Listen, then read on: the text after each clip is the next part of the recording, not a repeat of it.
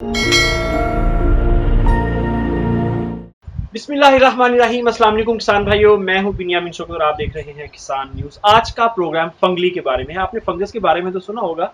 Fungus दो किस्म की होती है, एक नुकसानदेह और एक फ़ायदेमंद।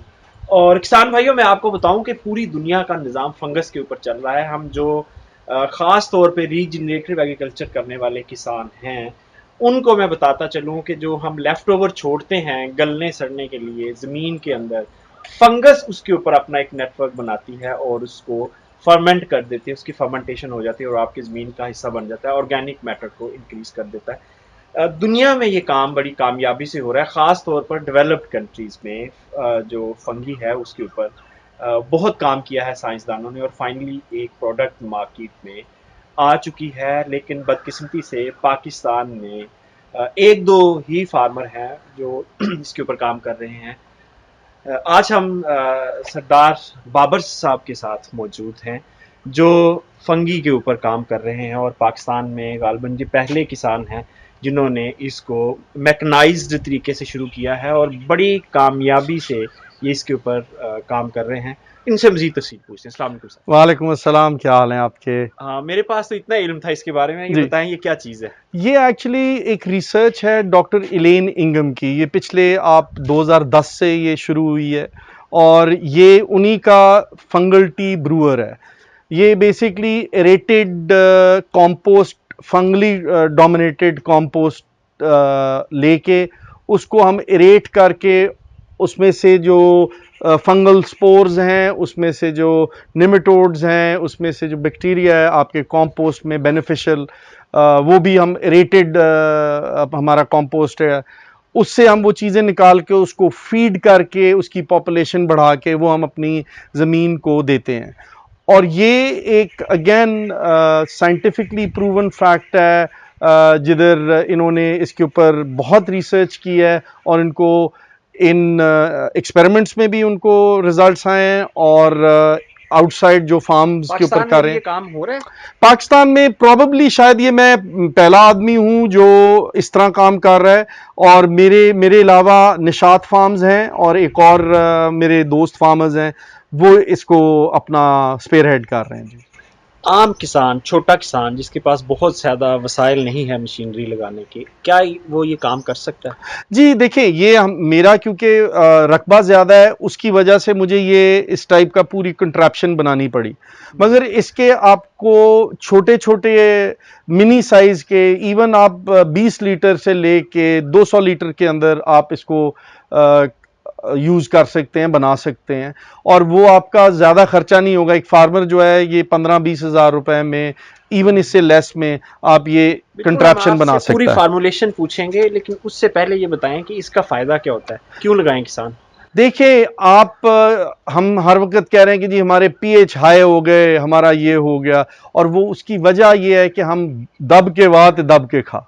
हमने फंगस जो है वो सरवाइव करती है जहाँ आपकी वाई थोड़ी सी कम हो, बल्कि बिल्कुल स्ट्रिप ना ही हो तो बेहतर है, जीरो टिलेज कह लें या स्ट्रिप टिलेज कह लें, वो हो तो।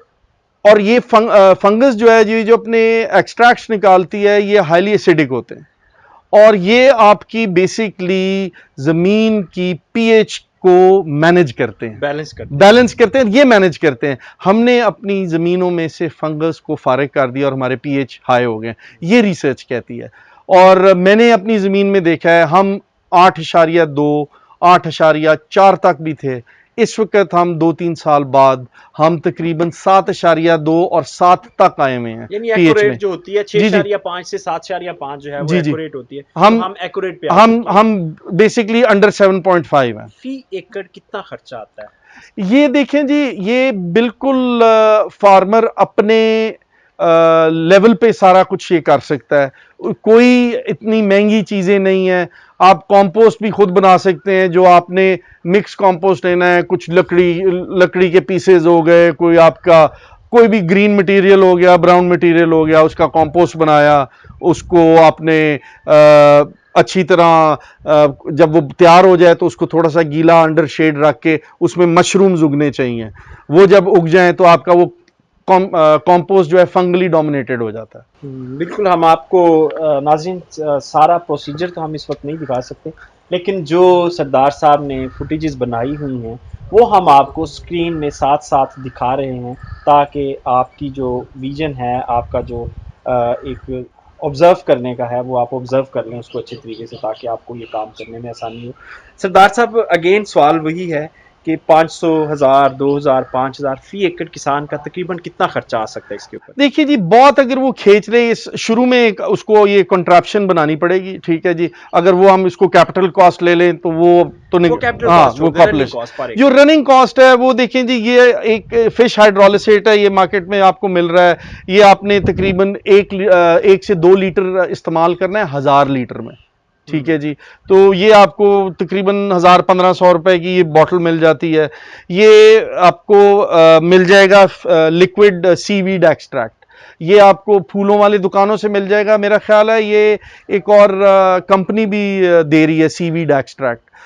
ये दोनों की प्राइस क्या होगी? ये आई थिंक ये आपको दोनों मैक्सिमम 2000 में मिल जाएंगे, मगर ये 1000 में ये आपका 1000 लीटर का फॉर्मूला है, और आपने सिर्फ 40 लीटर देना है आपने 1 एकड़ को, और वो भी वंस इन द क्रॉप। 500 रुपए से कम की गेम? जी जी, 500 रुपए से कम की गेम है इसमें। थोड़ा और बाकी जो चीजें आ जाती हैं वो कंपोस्ट है, वो आप मैं आपको ये दिखाता हूँ। मेरा ख्याल हम नेक्स्ट स्टेप हम अपने किसानों को बताते हैं कि आपको इसके लिए क्या क्या चीजें चाहिए।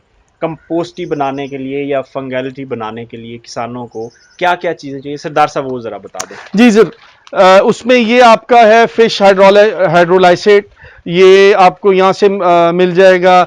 ये आपका सीवीड एक्सट्रैक्ट है, ये मिल जाएगा। ये आप, क्योंकि मेरे पास 1000 लीटर का इस वक्त फॉर्मूला है, आप उसी को जी जी ये एकड़ चाहिए कितना होता है वैसे? 40 लीटर्स आपने, ये जब बन जाएगा 40 लीटर्स, और इसको आपने 24 घंटे एरेट रखना है, यानी इसकी बबलिंग होती रहे जी। वो प्रोसीजर एग्जैक्टली। इंग्रेडिएंट्स ये आपका ये आपने 250 ml डालना है जी। अच्छा, हम साथ साथ टैंक में डालते जाएं? जी जी जी। अच्छा, ये 1000 लीटर का टैंक है? जी जी जी। और ये 1000 लीटर का टैंक जो है वो अभी हम आपको बताने लगे हैं पानी भी बंद कर कैसे बनती है और उसके क्या क्या इंग्रेडिएंट्स चाहिए। ये एक टैंक है 1000 लीटर का, इसको हमने पानी से भर लिया है, इस वक्त ये पानी से भरा हुआ है। और इस टैंक में ये जो सिस्टम आपको लगा नजर आ रहा है, इसको इरेशन सिस्टम कहते हैं। ये आप कोई भी इरेशन पंप मार्केट से मिल जाते हैं। आप टैंक में वो इरेशन पाइप डाल सकते हैं। इतना हाई फाई नहीं भी बनाना चाह रहे, कोई मसला नहीं, सिर्फ एक छोटी सी इरेशन मोटर आपको चाहिए जो इस टैंक में इरेशन सिस्टम को मेंटेन रखे। जी सरदार साहब, ये क्या चीज है? ये जी, ये सीवीड एक्सट्रैक्ट है जी। ये आपने 200 ml जो है वो आपने इसमें डालना है। आप 1000 लीटर में, तो आप ये इस तरह का इसका रंग है, तो आप ये इसको इस तरह डाल सकते हैं, ठीक है जी। ये आपका जी फिश हाइड्रोलाइसेट है जी। ये आपने पूरी बॉटल जो है वो आपने इसमें 1 लीटर की बॉटल है और 1000 लीटर पानी में डाल जी, ये आपने इसमें डाल देनी है जी, ठीक है जी। उसके बाद हम ये कंपोस्ट लेते हैं जी। अगर आप इधर आए यार, ये पकड़ना जरा। ये कंपोस्ट कितने, ये देखें जी, ये कंपोस्ट है हमारा। इसमें आप ये पत्ते भी हैं, सारा है। ये बेसिकली फंगली डोमिनेटेड है।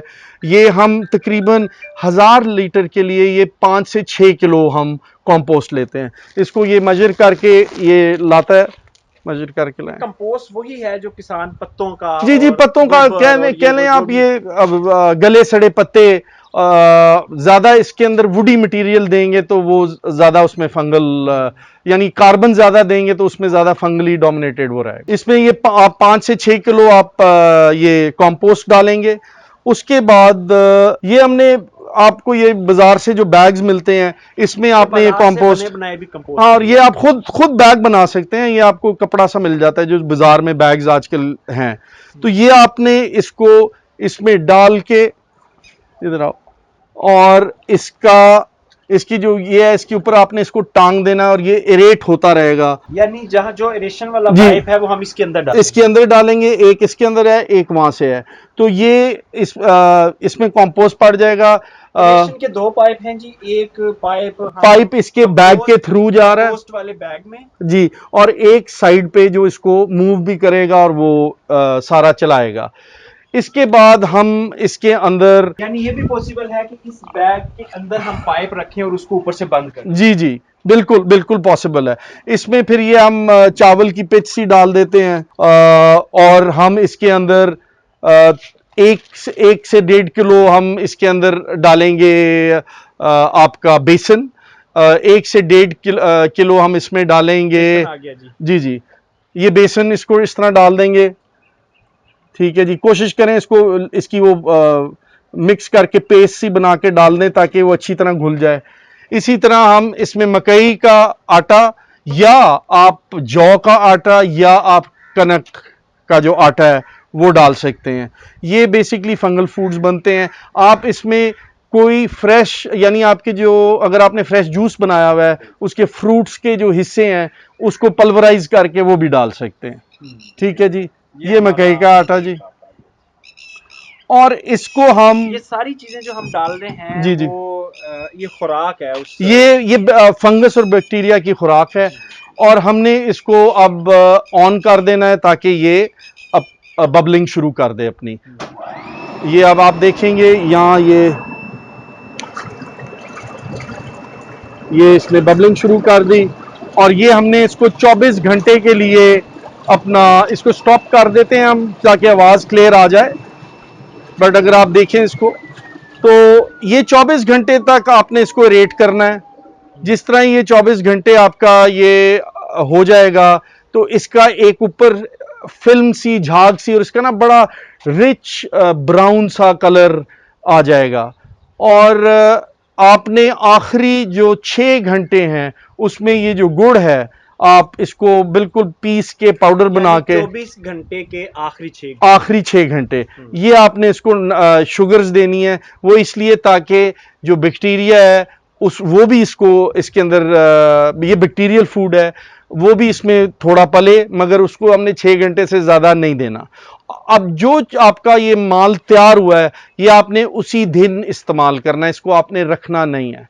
एरेशन आपकी हर वक्त होनी चाहिए, क्योंकि ये एरेटेड फंगस, एरेटेड बैक्टीरिया जो है वो बेनिफिशियल होते हैं। एनारोबिक जो हवास में नहीं, या जिसको ऑक्सीजन की कमी होती है, वो आपके नेगेटिव बैक्टीरिया और नेगेटिव फंगस उससे बनती है। सो आपने उसका ध्यान रखना है, आपने 24 घंटे के अंदर अंदर इसको यूज़ करना है। अच्छा, इसको यूज करने का क्या तरीका है? इसको जी आपने बेसिकली, ये जब तैयार हो जाएगा आपने इसका 40 लीटर निकालना है, और वो आप इसको फ्लड कर सकते हैं। फिर आप इसको स्प्रे कर सकते हैं। आप स्प्रे में आप एक टैंकी में ये 5 लीटर से 10 लीटर डाल के, बाकी पानी डाल के आप उसकी ड्रेंचिंग कर सकते हैं, आप स्प्रे कर सकते हैं। बेनिफिशियल फंगस और बैक्टीरिया क्या करेगा, वो कोट करेगा आपके पत्तों को, और आपको फंगस नहीं उस आपके पत्तों पे आने देगा। आप वो फंगस से आपको एक कह लें बैरियर बना देगा, और जो आपकी रूट जोन में है वो उसमें बेनिफिशियल फंगस देगा, जिस तरह आपकी माइकोराइजल फंगा है, उसके वो स्पोर्स को वो एक्टिवेट करेगा। होता है कि जो अच्छी फंगस होती है, अगर वो डोमिनेट हो जाए तो आपकी जो बाकी फंगल डिजीजेस हैं वो सारी खत्म हो जाती हैं। तो आपकी ये डिजीज मैनेजमेंट भी बहुत जबरदस्त करेगा आपको। मैंने एक्चुअली इसका, हमने कनक के ऊपर एक ट्रायल इस बार किया और बहुत जबरदस्त रिजल्ट आया। हल्की हल्की, हालांकि वो रेजिस्टेंट वैरायटी है आपके इसकी रस्ट की, मगर हमें कहीं कहीं उसको बाहर से नज़र आ रही थी। हमने एक जगह आपकी ये नॉर्मल जेनेरिक मैंकोजेब वगैरह स्प्रे की, एक जगह हमने इसको और बैक्टीरिया वेस्ट डिकम्पोजर को मिक्स करके एनपी के साथ स्प्रे किया, और दोनों ने फंगस आगे, अपना रस्ट आगे आने नहीं दी।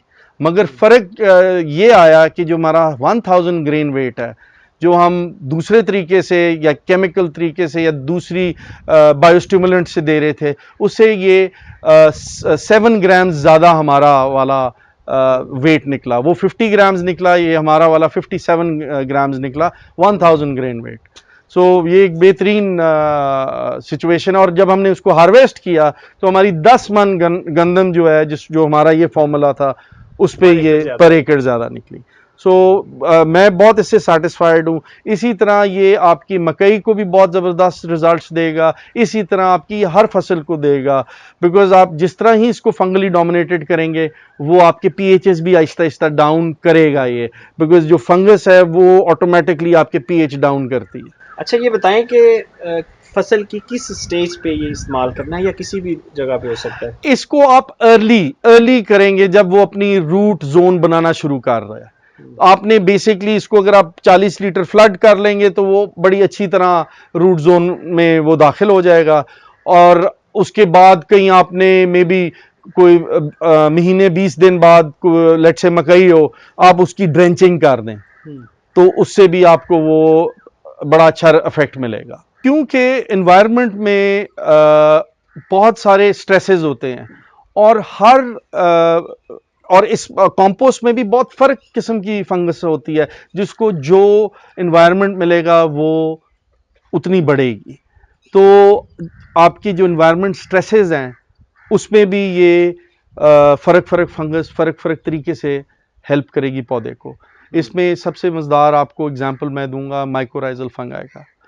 वो इतनी मज़ेदार चीज़ है कि वो पौधे के साथ उसकी जड़ों में अटैच होती है और वो आपके जो अवेलेबल न्यूट्रिएंट्स नहीं है उसको अवेलेबल कराती है, और बड़ी दूर दूर से वो अवेलेबल कराती है, क्योंकि ये एक पूरा इसका जाल बन जाता है आपकी ज़मीन में। ट्राइकोडर्मा जी जो फंगाई है वो जी जी बेसिकली जो है किसान यूज करते हैं, बाहर में जी जी मालिक में बहुत यूज होती है, जी पाकिस्तान जी में काम है। जी जी उसका भी काम जो रूट स्ट्रक्चर को स्ट्रॉन्ग करना और जो बाकी पैथोजेनिक फंगल को वो ख़त्म करना है, तो वो भी अपना इस्तेमाल बड़ी अच्छी होती है। फिर आपकी ये जो ये है मेटराइजियम, ठीक है जी, ये आप फॉल आर्मी वर्म का आपने बड़ा सुना होगा।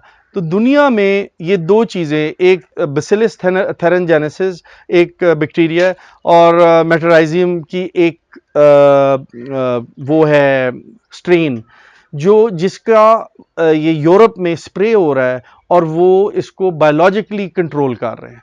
वो जो बेसिलस थेरेंजेनेसिस है वो इस तरह एक्ट करता है कि जिस तरह ही वो पौधा थोड़ा खाता है, बीटी से जानते हैं, वो जो सूंडी है वो खाती है, उसका वो पेट खराब करता है, पेट फाड़ देता है और वो मर जाती है। जो ये फंगस है वो उसके ऊपर फंगल ग्रोथ करके उसको हिलने नहीं देती, उसके ऊपर वो फंगल ग्रोथ हो जाती है और वो उसको मार देती है और उसके जो स्पोर्स हैं वो पूरी आपके ज़मीन में फिर फैल जाते हैं। तो सरदार साहब, आप क्या समझते हैं कि पाकिस्तान में जिस तरह ज़मीनें ख़राब हो रही हैं, पीएच बढ़ रहा है, हमारी पैदावारें कम हो रही हैं, खादें ज़्यादा इस्तेमाल हो रही हैं, फिर भी खादें ज़्यादा इस्तेमाल होती जा रही हैं, पैदावार फिर भी पर एकड़ यील्ड कम होती है, तो आप क्या समझते हैं ये अल्टीमेट एक सॉल्यूशन है?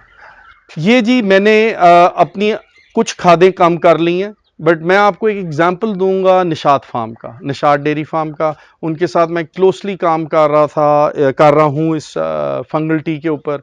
उनका मैं आपको एग्जांपल दूंगा, उनकी अल्फा जो लूसन आप जिसको कहते हैं, उधर हमने उनका बड़ा एक अच्छा वो उसकी ग्रोथ नहीं चल रही थी, उन्होंने नया लूसन वो लगाया था, उसके ऊपर हमने ये कुछ कंपोस्ट डलवाया, कुछ फंगल टी के स्प्रे अपना उनके पिवट के सिस्टम से ये फ्लड करवाए या स्प्रे करवाए, तो उनका वो जो लूसन है उनकी हिस्ट्री में सबसे ज़्यादा निकला, ऑलमोस्ट 2.8 टन तकरीबन, वो अपना 45 पाकिस्तान में 1 के करीब जी, और इनकी जो हाईएस्ट उससे पहले निकली हुई थी वो 1.4 टन थी, तो ऑलमोस्ट डबल यील्ड वो हुई और वो ए ग्रेड उनकी वो लूसन पैदा हुई।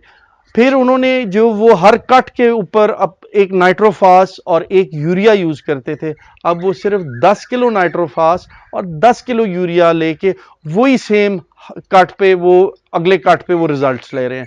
तो इतना उसमें फर्क पड़ा है। और उनकी वो रेतली सी जमीन है और उसमें हमने बकायदा फंगल हाइफीज देखी हैं उगती हुई, बकायदा मशरूम्स रेतली जमीन में वो निकले हैं। मैं आपके साथ वो तस्वीरें भी शेयर जी करूंगा बिल्कुल जी, बिल्कुल, वो हम आप। किसानों के साथ जी जी। जरूर शेयर करेंगे।